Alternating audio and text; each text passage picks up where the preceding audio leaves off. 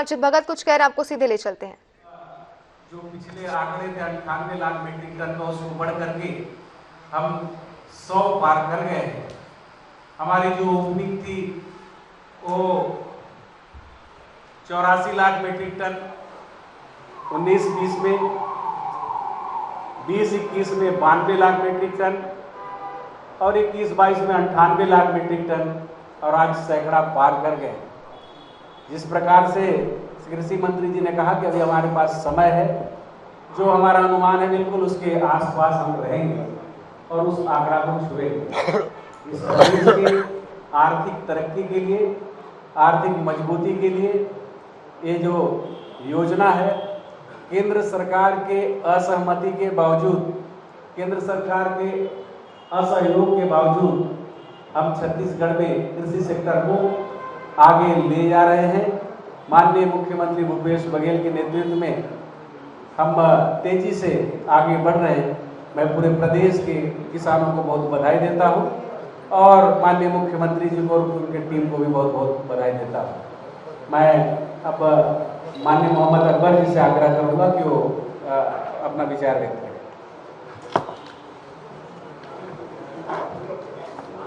मंच में बैठे हुए सभी आदरणीय हमारे साथीगण, सभी सम्मानित पत्रकार साथियों, बहुत विस्तार पूर्वक माननीय मोहन मरकाम जी ने, माननीय रविंद्र चौबे जी ने, अमरजीत भगत जी ने धान खरीदी के सिस्टम के बारे में बहुत विस्तार पूर्वक जानकारी दी है।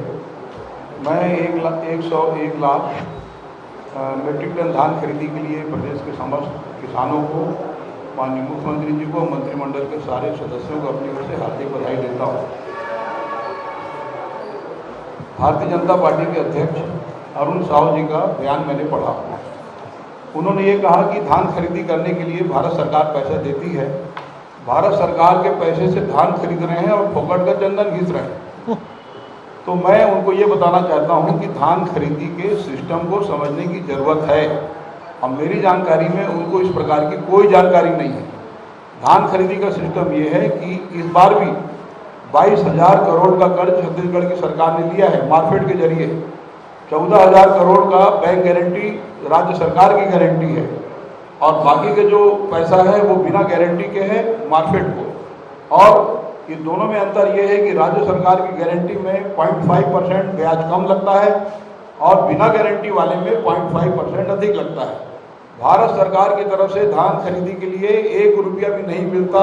ये मैं भारतीय जनता पार्टी के अध्यक्ष को बताना चाहता हूँ, अपनी जानकारी को दुरुस्त कर लें। नहीं जानते। दूसरी बात, धान खरीदी में 2500 रुपये प्रति क्विंटल के हिसाब से कांग्रेस का कमिटमेंट था। सरकार बनने के साथ ही हम 2500 रुपये के हिसाब से खरीदेंगे और लगातार पहली बार जब 2019 में 2500 के हिसाब से सीधे भुगतान हुआ, लेकिन भारत सरकार ने अड़ंगा लगाया कि यदि समर्थन मूल्य से अधिक में खरीदी होगी तो हम आपका चावल भारतीय खाद्य निगम में जमा नहीं लेंगे। अब भारत सरकार का क्या रोल है वो समझ लीजिए। छत्तीसगढ़ की सरकार हर साल कर्ज लेती है 20 से 25,000 करोड़ के बीच में, जो भी फिगर आ जाए। ये कर्ज लेने के बाद धान खरीदी होती है, बारदाने की व्यवस्था होती है, परिवहन होता है, कस्टम मिलिंग होता है और ये पूरा ले जाके भारतीय खाद्य निगम में जमा होता है। जितना की कोटा हमको दिया जाता है बाकी का नागरिक आपूर्ति निगम में जमा होता है। तो जितनी भी राशि हमको लगेगी खरीदने में, परिवहन में, उसका बोरे की व्यवस्था, उसका कस्टम मिलिंग, जब टोटल हिसाब हम भारत सरकार में जमा करते हैं उतनी ही राशि हमको दी जाती है और समर्थन मूल्य के हिसाब से हम खरीदी करते हैं। अंतर की राशि जो 2500 रुपये हमको देना है वो राजीव गांधी किसान न्याय योजना के नाम से सभी किसानों को दिया जाता है। अब प्रति एकड़ 9,000 रुपये के हिसाब से जब उनको हम देते हैं तो प्रति क्विंटल पड़ता है 600। पिछले बार किसानों ने धान बेचा, उनको मिला 2540 रुपये प्रति क्विंटल और इस बार उनको मिलेगा 2640 रुपया प्रति क्विंटल। 2500 के हिसाब से कांग्रेस का वायदा था, लेकिन वो आगे चल के 2540 और अब 2640 हो गया। तो कुल मिला के बहुत अच्छी स्थिति में धान खरीदी का काम चल रहा है। पुनः भारतीय जनता पार्टी के अध्यक्ष से अनुरोध है कि सिस्टम को समझें, जानें, जिम्मेदार पद में है और उसके बाद अपनी बात करें। धन्यवाद। अब मैं जी को निवेदन करूंगा। ये बात होगी। Very good.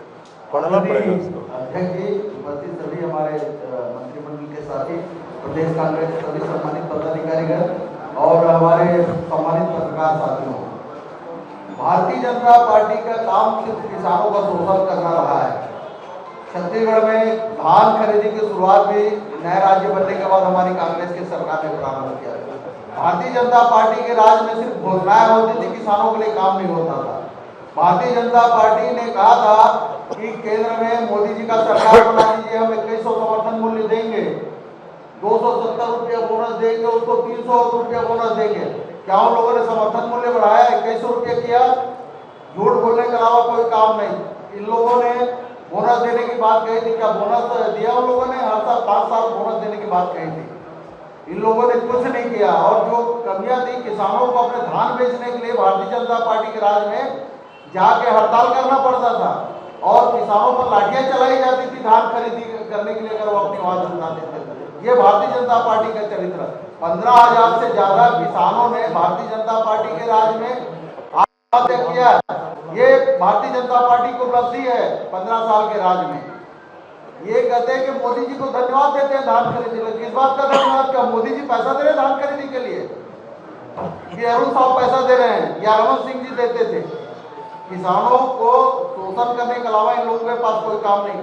किस लिए धन्यवाद दे कि ये धमकी देते हैं केंद्र वाले, मोदी जी धमकी दे रहे हैं कि हम आपका चावल नहीं खरीदेंगे, किसानों को बोनस नहीं देने देंगे, केंद्रीय पुल की जो राशि केंद्र से नहीं मिलती उसके लिए धन्यवाद देना है। भारतीय जनता पार्टी के पास किसानों के लिए कोई विजन है ना कोई योजना है। ये सिर्फ हमारे छत्तीसगढ़ के किसानों का शोषण करने के अलावा कोई नहीं काम कर रहे हैं। जैसे केंद्र में आदरणीय नरेंद्र मोदी जी अपने 1-2 मित्रों को लाभ पहुंचाते हैं, उसी तरह से भारतीय